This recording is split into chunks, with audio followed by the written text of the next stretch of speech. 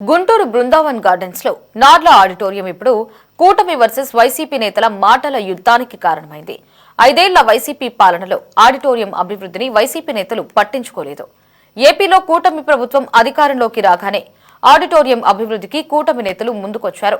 అక్కడి తాజా పరిస్థితిని మా ప్రతినిధి ప్రమోద్ కిరణ్ అందిస్తారు. 20 సంవత్సరాలుగా అభివృద్ధికి నోచుకున్నటువంటి నార్ల వెంకటేశ్వరరావు ఆడిటోరియం ఇప్పుడు మరలా తెరపైకి వచ్చింది. కూటమి ప్రభుత్వం అధికారంలోకి వచ్చిన తర్వాత అభివృద్ధి సంక్షేమంపై కూడా ఎక్కువ దృష్టి పెట్టారు. ఈ నేపథ్యంలోనే గుంటూరు పశ్చిమ నియోజకవర్గంలో ఉన్నటువంటి నార్ల ఆడిటోరియంపై కూడా కేంద్ర సహాయ మంత్రి పెమ్మసాని చంద్రశేఖర్ ప్రత్యేక దృష్టి సారించారు. అయితే 20 సంవత్సరాలుగా ఆగిపోయినటువంటి ఈ నార్ల ఆడిటోరియం అసలు ఎందుకు ఆగిపోయింది అనే దానిపై కూడా అధికారులతో ఆరా తీశారు. ఈ నేపథ్యంలోనే ఇటు వైసీపీ నాయకుల మధ్య కూటమి నాయకుల మధ్య మాటల యుద్ధం పెరుగుతూ ఉంది. అయితే ప్రస్తుతం మనం బృందావన్ గార్డెన్స్లోని నార్ల ఆడిటోరియం వద్ద ఉన్నాము. అసలు 20 సంవత్సరాలుగా ఎందుకు అభివృద్ధికి నోచుకోలేదు, ఎందుకు దీన్ని గత పాలకులు వైసీపీ ప్రభుత్వంలో 5 సంవత్సరాలు ఎందుకు పట్టించుకోలేదు, ఇప్పుడు కూటమి ప్రభుత్వం అధికారంలోకి వచ్చి దీన్ని పీపీపీ మోడ్లో అభివృద్ధికి చేసేందుకు కూడా ముందుకు వచ్చారు. ఈ నేపథ్యంలోనే ఇటు వారిద్దరి మధ్య కూడా ఆ మాటల యుద్ధం పెరుగుతూ ఉంది. అయితే ప్రస్తుతం అసలు ఈ నార్ల ఆడిటోరియం పరిస్థితి ఎలా ఉందో కూడా వివరించేటువంటి ప్రయత్నం చేస్తూ ఉన్నాను. అయితే 20 సంవత్సరాల క్రితం అప్పుడు మేయర్గా ఉన్నటువంటి కొల్లి శారద అనే ఒక కాంగ్రెస్కి టీడీపీకి సంబంధించినటువంటి నేత అయితే ఏదైతే ఈ ఆడిటోరియానికి సంబంధించినటువంటి ఆ వ్యయాన్ని కూడా కేవలం కార్పొరేషన్ నుంచే అప్పుడు ఉన్నటువంటి వ్యయం 70 లక్షలతో దీన్ని ప్రారంభించారు.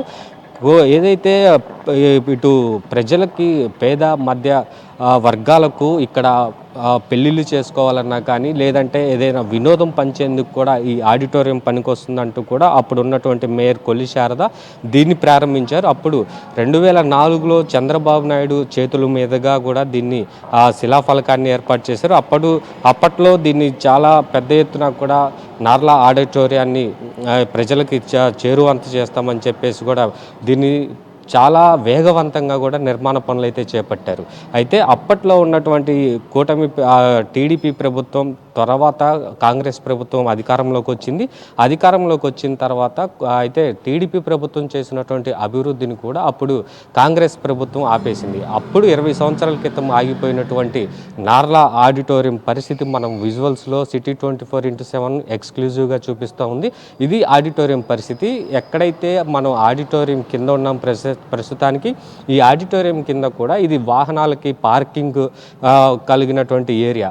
ఈ ఏరియాలో కూడా కురిసినటువంటి వర్షాల నేపథ్యంలో పూర్తిగా మునిగిపోయినటువంటి పరిస్థితి. ఇక్కడ పెద్ద ఎత్తున కూడా పిచ్చి మొక్కలు, చెత్త, వ్యర్థాలు కూడా పేరుకుపోయి ఉండటంతో ఇది ఒక శిథిల వ్యవస్థకు చేరిపోయింది.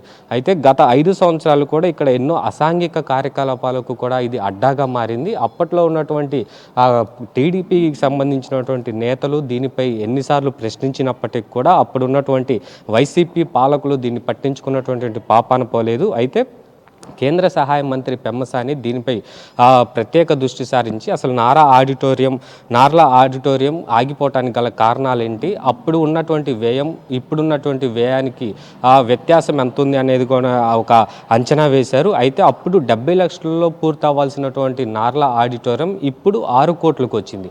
అయితే ఈ 6 కోట్లు కూడా పీపీపీ మోడ్లో అన్నమయ్య ట్రస్ట్ సేవా సమితికి ఇప్పుడు వారు ముందుకొచ్చారు దీన్ని పూర్తి చేయడానికి. అయితే పూర్తి చేయడానికి ముందుకు వచ్చినటువంటి నేపథ్యంలో దీనిపై వైసీపీ నాయకులు కూడా తీవ్ర అభ్యంతరం వ్యక్తం చేస్తూ ఉన్నారు.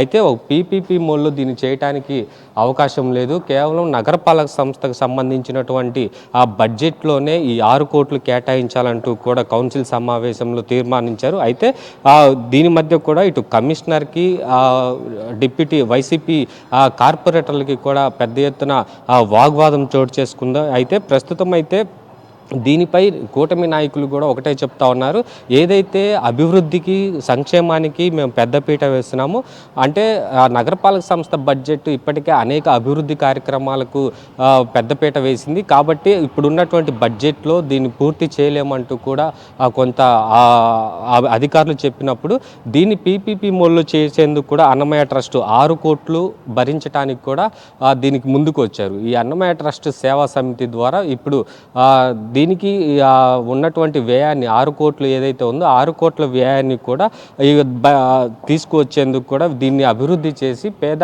మధ్య ప్రజలకు దీన్ని అందుబాటులోకి తెచ్చేందుకు కూడా సిద్ధమయ్యారు. ఇది కనుక సిద్ధమైతే ఆడిటోరియం గుంటూరు నగరంలోనే అతిపెద్ద ఆడిటోరియంగా కూడా దీన్ని చెప్పుకోవచ్చు. అయితే పెళ్ళిళ్ళు కానీ ఏదంటే వినోదాలకు సంబంధించినటువంటి కార్యక్రమాలు జరుపుకోవడానికి కూడా ఇది ఎంతగానో ఉపయోగపడుతుందని కూడా తెలుసుకోవచ్చు. మనం విజువల్స్లో కనుక చూసుకున్నట్లయితే ఆడిటోరియం పూర్తిగా స్లాబ్ మొత్తం ఫినిషింగ్ కూడా అయిపోయింది.